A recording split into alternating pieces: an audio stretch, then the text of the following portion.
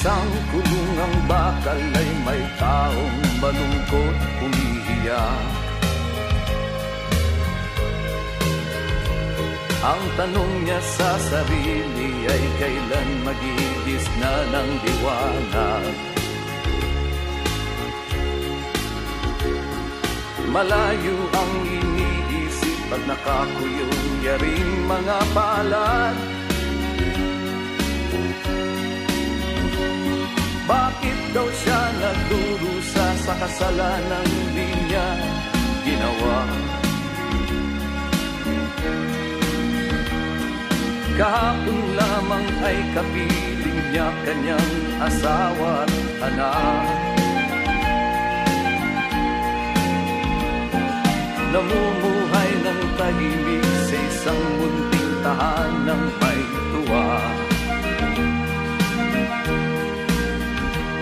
Ang kaligayahan ay pinutol ng isang paratang sa kanya. Siya daw ang may sala sa isang krimen na di naman niya ginawa. Wala na bang katarungan ng isang nilalang na katulad niya?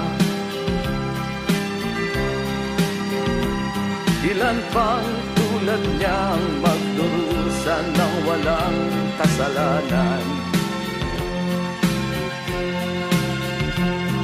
Di ba't ang batas nating pantay-pantay ay walang mahirap mayaman? Bakit marami ang nagdurusang mga walang kasalanan?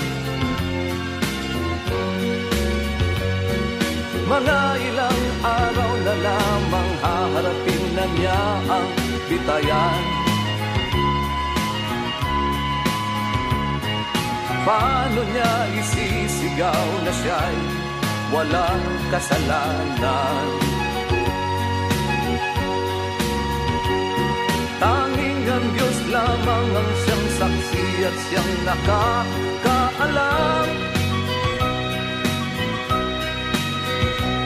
Diyos na rin ang siyang bahalang maningil kung sinong may kasalanan.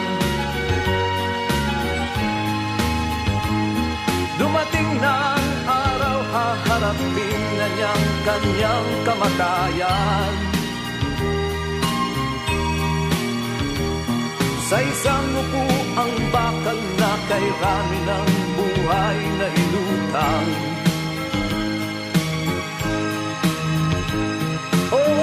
Batas ng tao kung minsan ay di mo maintindihan.